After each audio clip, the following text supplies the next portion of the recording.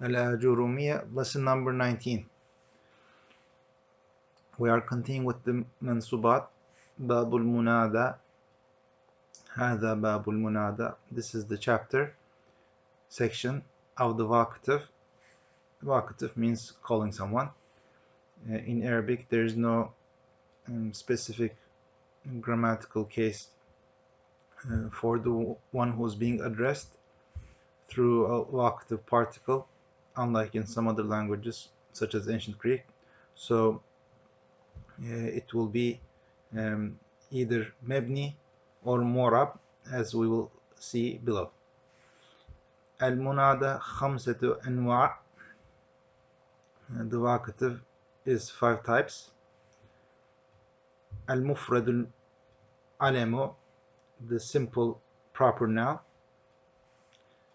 Here, simple, as we mentioned earlier, means that part of the utterance does not refer to part of the meaning, such as Zayd. When we say Zayd, the letters of Zayd do not refer to any part of the meaning of Zayd, which is a specific living, potentially thinking being, a specific human being.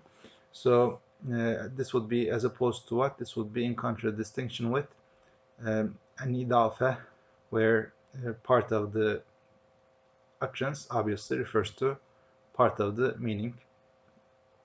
For example, when you say Sahib Zayd, the companion of Zayd, there obviously Sahib refers to part of the meaning and Zayd refers to another part of the meaning. So mufrad here means not singular but simple. Al-mufrad al-alamu, the proper noun that is simple. وَالنَّكِرَةُ الْمَقْصُودَةُ, an indefinite noun that is intended. وَالنَّكِرَةُ غَيْرُ الْمَقْصُودَةِ, and the indefinite noun that is not intended. What does he mean by this? For example, let's say you're calling a particular man, then that would be النكرة المقصودة, an indefinite that is intended. Then you would say Ya rajulu, O man, which will be mabni upon dam, upon the damme, as we will see below. However, if you mean like any man, not a particular man, you're calling just any man, then you would say Ya rajulan. So then it becomes in the accusative, as we will just see below. Wal mudaf, and the word that is in a genitive construct, such as when you say, for example, Ya Amir al-Mu'minin. وَالشَّبِيهِ بِالْمُضَافِ, and that which is similar to the mudaf. What does that mean? As we discussed in the previous lesson, shabih bil mudaf, that which is similar to the mudaf, is a noun that is together with another word that completes its meaning, just as the mudaf ilayhi completes the meaning of the mudaf.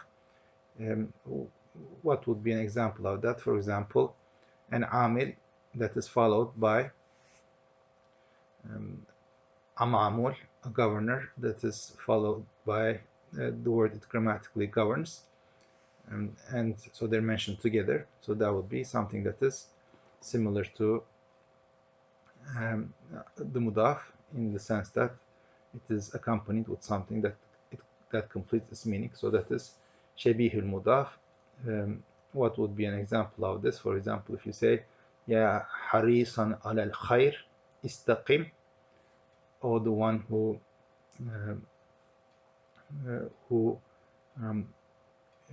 yearns, who has the ambition to do good,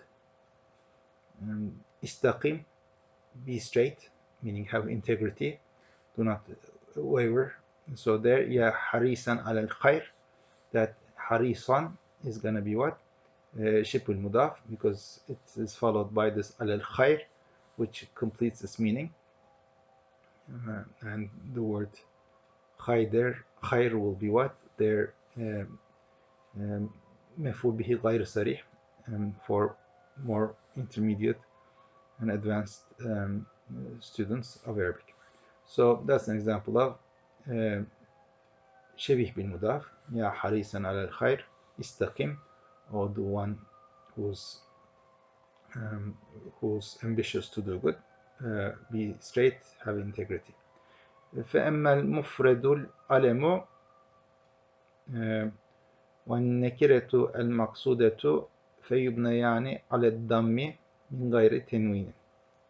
As for the simple proper noun, when you say, for example, يا زيد, والنكرة المقصودة, and the indefinite noun that is intended, such as يا رجل, as I mentioned, فيبنيان على الضم, they will be mebni, they will not decline, rather they will be non-declining upon dam, min gayri tenvinin, without a tenwin, without nunation, again, such as ya zeydu, o zayd, or ya rajulu, o man.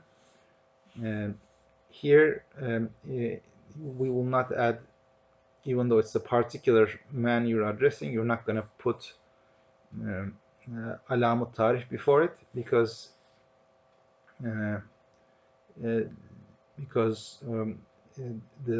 waqt particle, just like the harf tarif, the particle of the definite, makes a noun ma'rifah. So therefore, because when you call someone specific, you know who you're calling. So that's why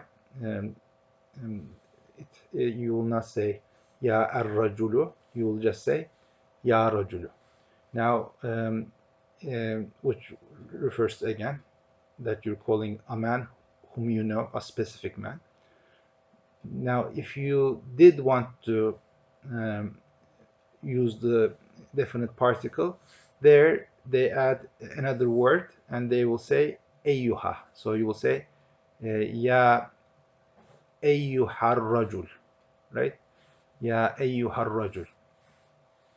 And there you will have between ya and the definite particle another word, which is the word ayyuha, ya ayyuhar rajul. But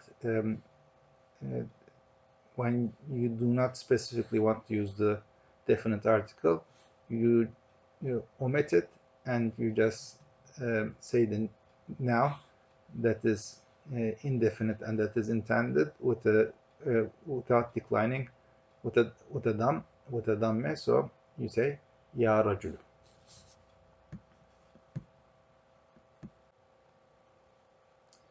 The usage of ayyuha is frequent in the Quran al-Karim, in the Noble Quran, both with ya and without ya. Sometimes the ya will be omitted.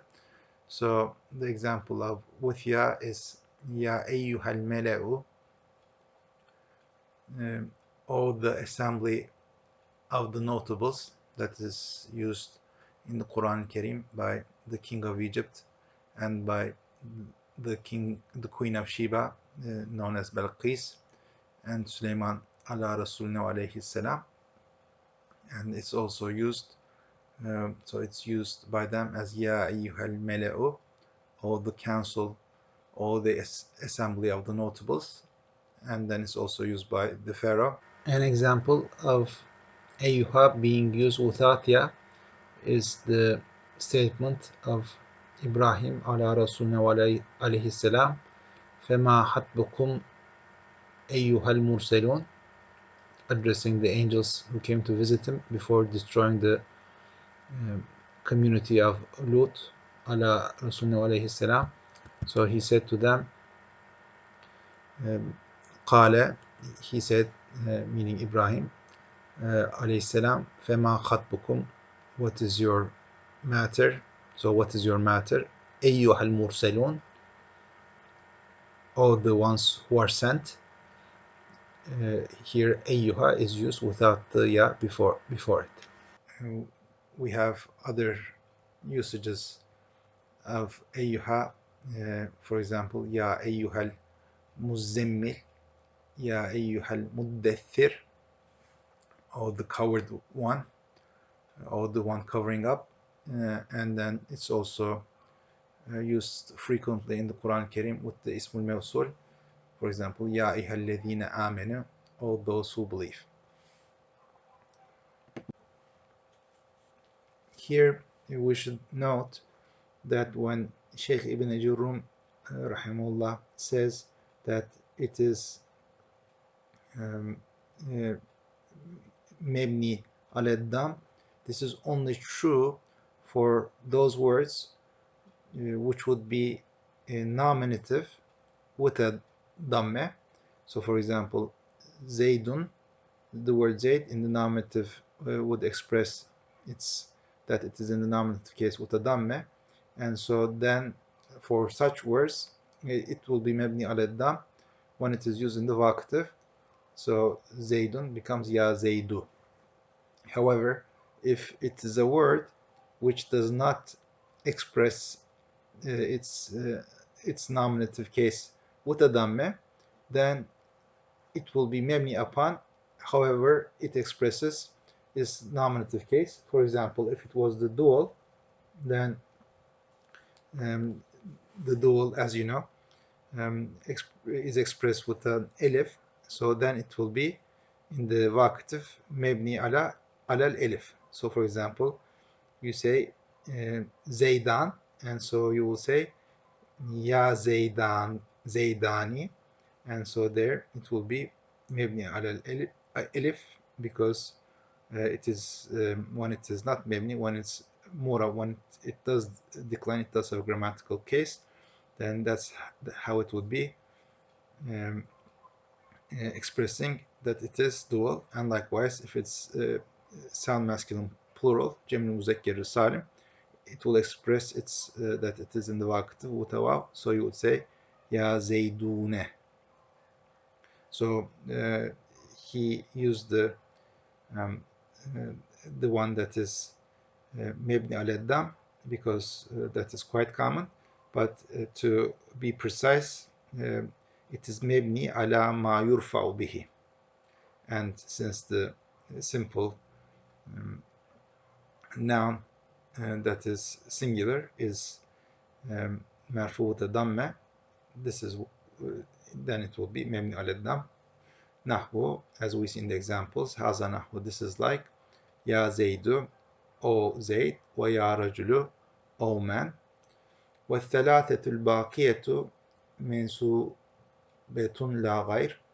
The three remaining, which refers to the النكرة غير المقصودة, the indefinite noun that is not particularly intended.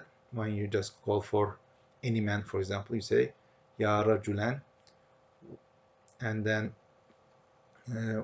mudaf, that which is in a genitive construct, when you say, for example, Ya Emir al-Mu'minin, or the commander of the believers. And then وَالشَّبِيهِ بِالْمُضَافِ, Shabih mudaf we discussed, as in Ya Harisan al Khair, or Ya Hafidhan Darsahu, the one who's eager to do good, or the one who is memorizes his lesson. So in those would be examples of Shabihul Mudaf. So in these three cases, when it is النكرة غير المقصودة, mudaf, and shabih bil mudaf, it will be what? That noun will be what? Mensubatun. It will be in the accusative case, غيره, not something else. Babul mef'uli min ejlihi. This is the bab of the mef'ul for it. This is also known as mef'ul lehu. Grammarians use both terms, مفعول من أجله and مفعول له. وهو الاسم المنصوب, that is the noun in the accusative case, الذي يذكر, which is mentioned, بيانا لسبب وقوع الفعل, to clarify the occasion, meaning the reason, وقوع الفعل, of the occurrence of the action. So here there is a nice subtlety in the text, which is the word bayanan is actually a maf'ul lahu, right?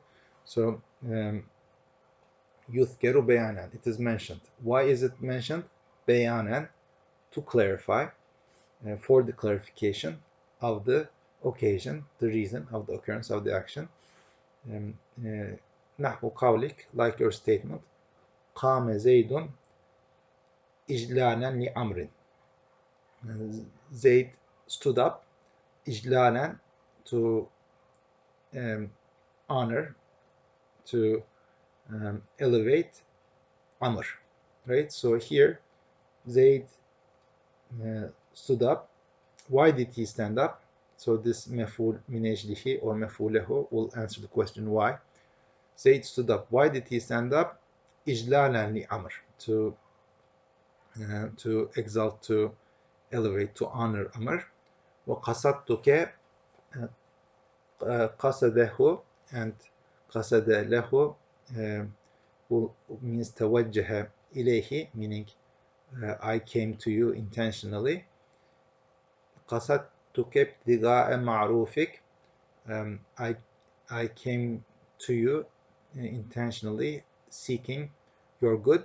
So why did I come to you intentionally? ابتغاء معروفك, seeking your good, seeking what is good for you. So again, it gives you the purpose, the reason of the qasd, of going to someone or somewhere intentionally. And again, he used it in the text himself, where he said الذي يذكر, it is the noun in the accusative case which is mentioned. Why is it mentioned? بيانا, to clarify, for the clarification of the occasion, of the occurrence of the action. So this is very frequently used in Arabic, and in English it's usually translated as to, which is a shortened form of in order to, because in order to is being used less and less in English now, because every language over time becomes simpler, which is something that's observed in many languages, in English as well as in Arabic. So there it is mentioned in order to clarify, which is today frequently expressed as to clarify, or you can use for the clarification. قام زيد إجلالا لأمر, Zayd stood up to honor, to exalt, or in order to exalt, in order to honor, or for honoring, for exalting. This is the end of lesson number 19 of Ajurrumiyyah. سبحانك اللهم بحمدك نشهد أن لا إله إلا أنت نستغفرك ونتوب إليك. سبحان ربك رب العزة عما يصفون وسلام على المرسلين والحمد لله رب العالمين.